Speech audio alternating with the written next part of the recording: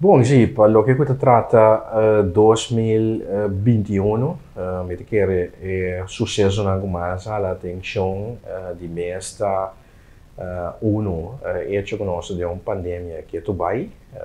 due, ci cura che stava in elezione, con un risultato così sicuro, mi che resta per il proprio partito, non stava una sorpresa toch agradabile. E hecho que nós aqui da riba é ruta de negociação com Holanda, pelo que se trata de sei,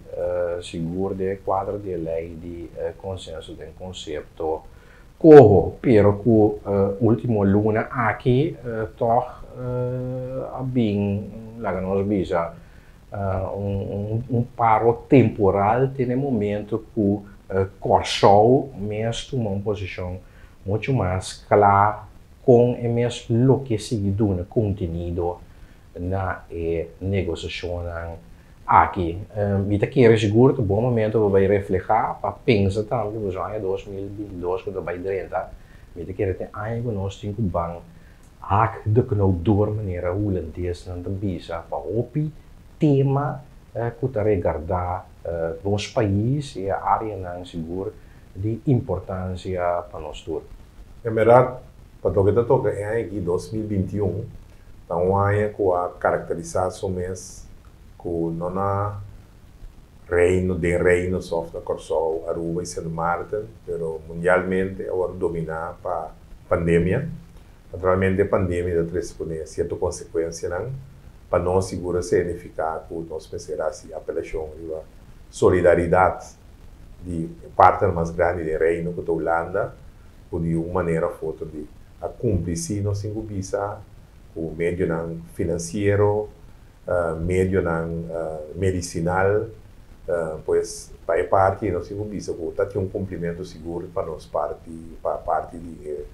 a visa é mama que a Holanda do reino estava tinha manejo o arriba para o governo anterior havia outro governo com manejo pouco distinto, mas naturalmente tem outro elemento que cambia. Segundo o governo anterior, ainda não tem vacinação, portanto, agora sim tem vacinação, que toda essa ainda custa que havia cerca, e naturalmente estava tendo comunicação também com o governo de reino, para o que toca, especialmente o assunto de cojo, com o governo que abai, naturalmente, estava tendo miro com o cojo de salvação, for the time being, o governo atual tem outro miro, ribe cojo,